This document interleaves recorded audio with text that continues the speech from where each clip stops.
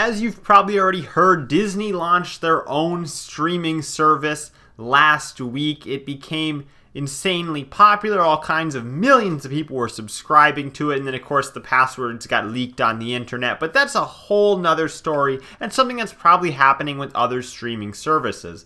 Now, this is yet another player in the streaming game. Now, Disney being a very big one, something much larger than, say, CBS's streaming service. But I think that it points to a large problem that is continuing to grow in our society, where we really had things good about 5 to 10 years ago. We were kind of in the golden age of streaming, and I feel like we're on the downward decline now. You see, 10, 15 years ago, the only thing you were going to want to stream on from, say, 2007 onward was Netflix. And of course, Hulu, which originally started out as a kind of way to watch TV shows for free a day after they aired, that kind of became Netflix's prime competitor, and it became a two-horse race, which is good because you didn't want Netflix to be the only player in this game, otherwise they have it monopolized. So Hulu was there to kind of be its competitor, and things were great.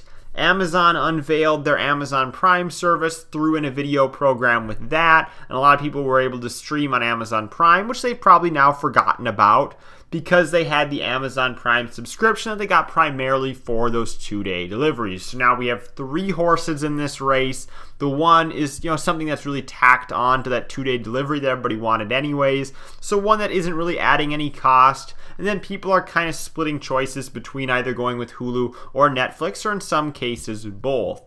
Now it seems like we have so many streaming services. Every company wants to have one. Even the TV networks. It started with CBS, maybe even started earlier than that. Soon NBC will have their own, with a very weak lineup. There's individual streaming services that exist that are filled with garbage content and 1 or 2 good things that people want to see. The easiest one to explain is going to be NBC's new program. It is filled with complete garbage. But in the midst of all that garbage and tiny amount of content that NBC's going to put in this subscription service, they're also going to include the hugely popular TV show The Office, which is one of the primary reasons that a certain segment of people subscribe to Netflix. It's because they want to watch The Office. They've watched the whole series 15 times, and they just like watching it. I like watching it too, and something that I'll even just have on in the background sometimes. I think with a lot of these streaming services, it isn't something that we're actively paying attention to necessarily or watching in great detail all the time. Now, the thing with having The Office on this subscription platform is it feels to me like The Office is the only thing they're really selling in this subscription. Now, I could buy the DVD box set of all 9 seasons of The Office for roughly $60.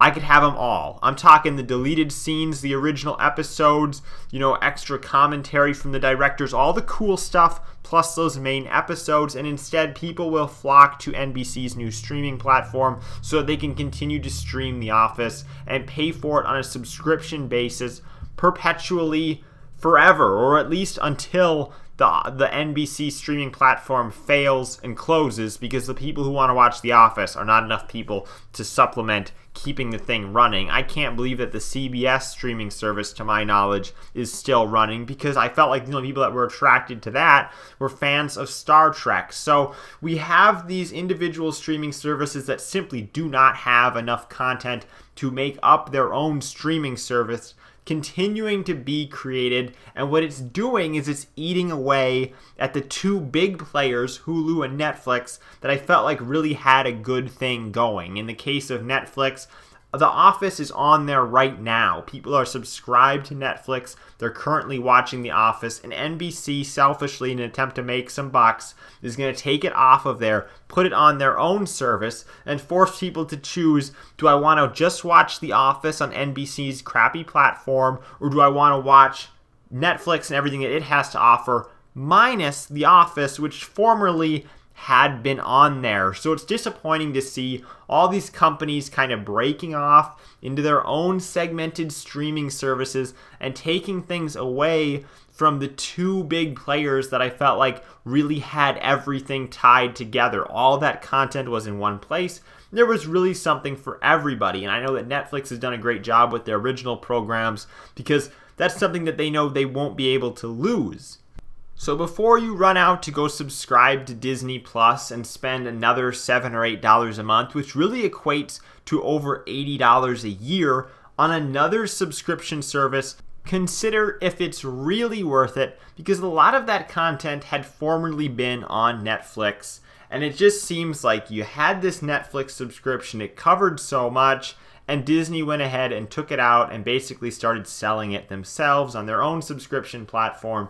And I think that if people see that Disney can do that, see that NBC can do that, more companies are going to follow suit, to the point where we're right back to where we started. We're right back to having individual cable channels sold in bundles, maybe sold individually on an a la carte style, because every company is going to go back to splitting out their own channel and selling it as its own subscription service. And when I say every company, I don't necessarily mean every company, but enough of them that you end up spending just as much as you used to spend on your cable bill. And to me, that's really disappointing. I don't recommend you follow this trend of buying into each new subscription service and allowing these companies to think that it's okay to keep taking their content out of existing platforms that kind of had it all tied together already. I would love to hear your opinions on the topic. I'm Bailey, and I will see you in the next video.